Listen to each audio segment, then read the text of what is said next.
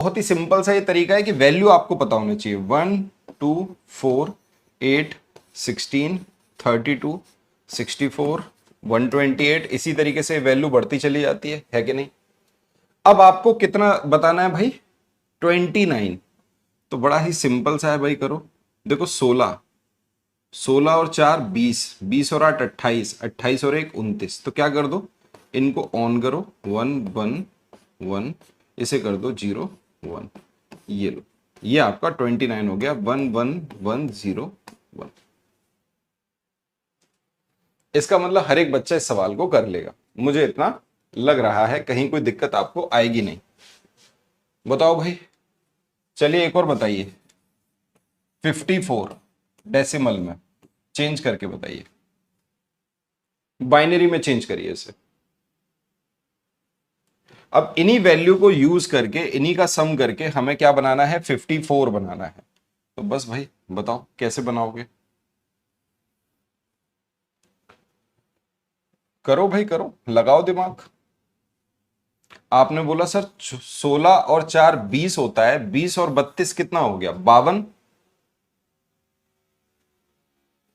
52, 52 और 2 54। तो 1 1 0 1 1 0, ये आपका आंसर आ गया। 110 110। सब बच्चों का आ रहा है? ठीक है भाई। अरे बेटे तुम तो चीते हो रखे हो, सीख गए तुम। देखा होगा एक तरीका और है, वो हम जो डिवीजन मेथड करते हैं उससे ही निकालने वाला तरीका है। सीखा है आपने? 2 से इसको काटेंगे, 2 से काटिए, 2 दूनी 4, 2 सत्ते 14। इसका मतलब क्या आया? रिमाइंडर 0। यहां से शुरुआत करेंगे। फिर 2 से काटा, 2 एकम 2 और 2 तिया 6। यहां पर रिमाइंडर कितना आया? 1। फिर 2 से काटा, 2 छक्के 12, रिमाइंडर कितना आया? 1। 3, रिमाइंडर कितना आया? 0। फिर 2 से काटा, कितनी बार गया? 1 बार, रिमाइंडर कितना आया? 1। क्लियर है? यहां मैंने रिमाइंडर लिख रखे हैं, तो बस कुछ नहीं करना, यहां से यहां तक इसको लिख लीजिए। यही आपकी बाइनरी नंबर्स बन गए। क्या आएगा? 1 1 0 1 1 0। कई बच्चों ने इस तरीके से सीखा होगा, बट मुझे ऐसा लगता है कि वैल्यू ऐड करना ज्यादा आसान है। आप वैल्यू को ऐड करके ज्यादा आसानी से बता सकते हो। आपको वैल्यू ऐड करने में दिक्कत नहीं आएगी। जैसे मैं एक नंबर आपको बोलता हूं 65, चलिए बनाइए इसको, फिर हम अगले सवाल पर बढ़ते हैं, है ना। अगला सवाल करेंगे फिर इसके बाद। तो एक नंबर पक्का है। अगर ये आसान आपको लग रहा है तो आप मान के चलिए एक नंबर आप बहुत ही आसानी से अर्जित कर लेंगे। ये सवाल आसान आपको लग रहा है तो 65 आपको करना है। अगर आपको 65 बनाना है तो आप ये समझ गए सर 64 इसको मैं ऑन करता हूं और ये एक इसे ऑन करता हूं, बाकी ये सबको 0 0 0 0, है ना। समझ गए? वैल्यू ऐड करके भी हम बना सकते हैं। क्या आ गया? 1 0 0 0 0 1। 65 का आ गया 1 0 0 0 0 1। यही है आपका। ओके, कहीं कोई दिक्कत परेशानी? कोई नहीं, चलो आगे बढ़ते हैं। ये लीजिए अगला सवाल। वही अगला सवाल, वेरिएबल है एबीसी आपको नजर आ रहे हैं। ये आपको एक ऑपरेशन दे रखा है। बताओ भाई ए और सी की वैल्यू बता दीजिए। यहां इस बार आपको वैल्यू भी दे रखी है, तो आप ऑप्शन से भी वैल्यू पुट करके इसको सेटिस्फाई कर सकते हैं। सवाल वही है, यदि ए बी सी और सी अंक हैं तथा ए बी गुणा 3 बराबर सी ए बी है, तो ए और सी का मान क्या है? ऑप्शन पहले से ही दे रखे हैं, आसानी से आप इस सवाल को कर लोगे। देखो, A B into C is equal to C A B. कई बच्चे ब्लर कह रहे हैं, मैं क्या सही कराऊं क्लास में? क्या ब्लर है क्या सच में?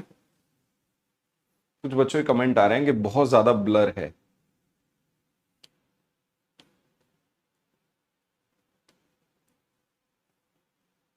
सब ठीक है? फिर ऐसा क्यों कह रहे हो? एक बार बेटा रिफ्रेश करो, अगर ऐसा लग रहा है आपकी क्लास ब्लर है तो एक बार उसको रिफ्रेश कर लीजिए। चलिए इस सवाल को देखते हैं। अब यहां पे आपके सामने या तो यहां से वैल्यू पुट कर दो, या आप थोड़ा सा दिमाग लगाइए। आप बोलोगे सर देखो बी है, आपको पता है जीरो एक ऐसा है जिसके साथ किसी भी नंबर का मल्टीप्लाई करें तो यूनिट डिजिट अगर कुछ भी आ रही होगी तो जीरो ही आएगी। तीन के साथ एक ऐसा नंबर है जिसका यहां मल्टीप्लाई करें और यहां भी वही डिजिट आ जाए, तो आप बोलोगे सर 5, 3 पंजे 15, है कि नहीं? बोलो भाई, हाँ या ना, यस और नो?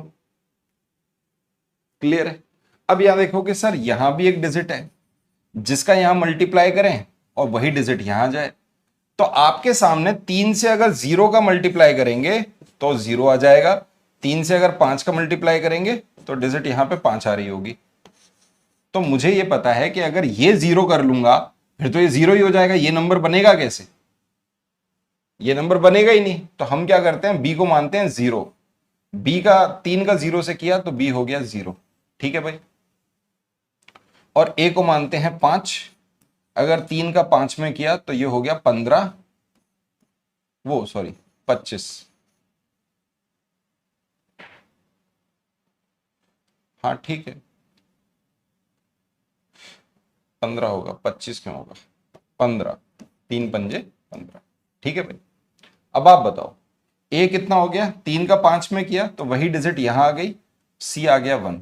ऑप्शन से रख के भी कर सकते थे, ऑप्शन नंबर डी इस सवाल का उत्तर है। आप लोग बहुत पहले ही इस सवाल को सॉल्व कर चुके थे, क्योंकि आप लोग क्या हो गए हैं, आप लोग बन चुके हैं चीते। आप लोग पता क्या कह रहे हैं, अब तो बस सीटेट आ जाए, इस बार पेपर आ जाए, क्योंकि ऑफलाइन हो रहा है, हाथ में पेपर रख दो, फाड़ देंगे सर, तहस नहस कर देंगे। बेटा दो काम करने हैं जीवन में, एक तो अपना सही करना है, अपना सही कर लेना, सबसे पहले पेपर सॉल्व कर लेना जल्दी से, कर लिया, और पास में कोई बैठा होगा ना उसको बना दे, उसको बता देना गलत गलत। जैसे मान लो उसको खुद ही बता दो, अरे तेरे को पेडागोजी नहीं आती, अरे यार चल लगा। हाँ कौन सा सवाल है, अच्छा ये इसका है बी, इसका है सी, इसका है डी, उसको गलत सलत बता के आ जाना। इससे पता है क्या होगा, इससे ये होगा तुम तो पास हो ही रहे हो, बट तुम्हारी आत्मा को शांति मिलेगी, तुमको अच्छा लगेगा, तुमने किसी को नष्ट कर दिया है। हाँ तो खुद का करना है सही और दूसरे को गलत बता देना है, बट कॉन्फिडेंस के साथ बताइएगा, ऐसे नहीं, बिल्कुल कॉन्फिडेंस के साथ, कि उसको लगे कि हाँ तुम उसकी मदद कर रहे हो, तुम उसको पास कराना चाहते हो। परेशान हो तो बोल दो पेडागोजी तू मुझ पे छोड़ दे, ईवीएस की पेडागोजी, मैथ की पेडागोजी तू मुझ पे छोड़ दे भाई, तू बैठ आराम से बैठ। है गलत बात है, लेकिन मजा आ रहा है सुन के, सुन देखो सुनने में कितना अच्छा लग रहा है, अगर कर लोगे तो कितना अच्छा लगेगा बताओ। ऐसा कुछ नहीं करना है बेटे। चलिए आइए, if A and B are digit, ये अंक हैं, वैसा ही सवाल दिख रहा है आपको, इसमें से इसको घटाएंगे तो ये आ जाएगा, then which of the following is true. ये देखो आपको दे रखी है ए और बी की वैल्यू, चाहो तो यहां से उठा के पुट करो, सेटिस्फाई कर लो। 6 2 3 माइनस हो रहा है इसमें से 4 1 ए, माइनस हो गया, माइनस होने के बाद क्या आ रहा है, बी ओ 8। चलो भाई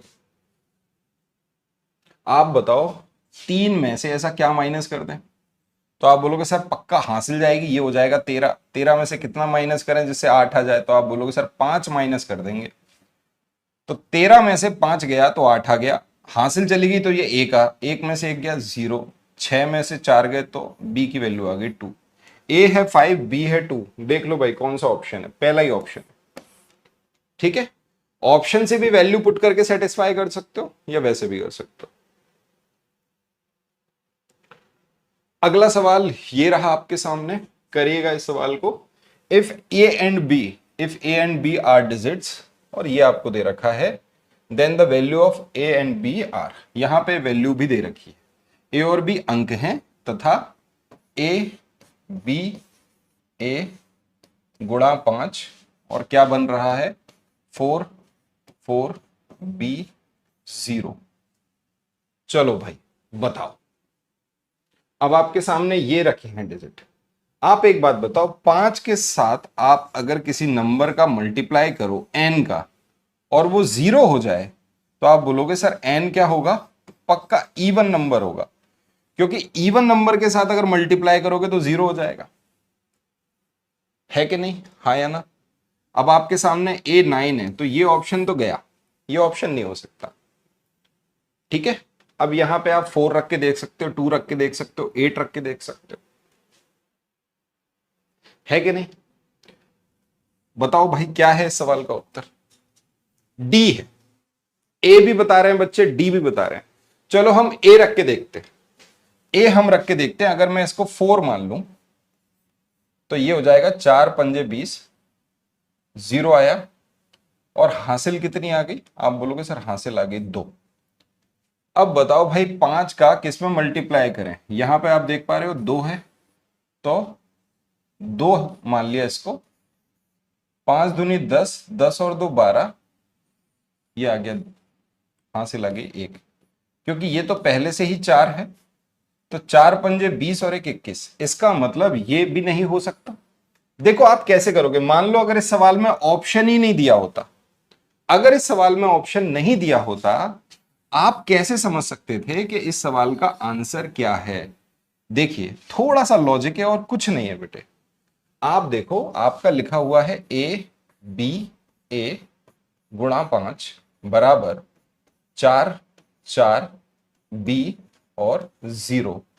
मुझे बस इतना समझ आ रहा है कि पहले जो ये आ रहा है ना नंबर, ये 40 से अधिक है, तो ए की वैल्यू क्या होनी चाहिए, आप ऐसे ही समझ गए सर, 8 पंजे 40, इसका मतलब ए की वैल्यू 8 ही आएगी, बड़ी वैल्यू ही लेंगे।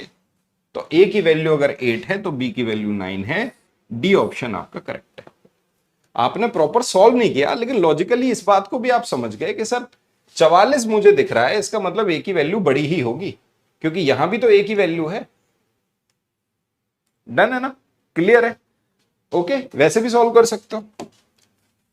बढ़ते आगे, इस सवाल को देखिए, ये आपके सामने एक इक्वेशन दे रखी है, जहां पे कह रखा है कि P और Q बराबर नहीं है, तो भाई P प्लस Q की वैल्यू फाइंड करिए, P प्लस Q की वैल्यू फाइंड करिए। यहां भी आपको वेरिएबल दे रखे हैं, P दे रखा है, Q दे रखा है, 8 P 7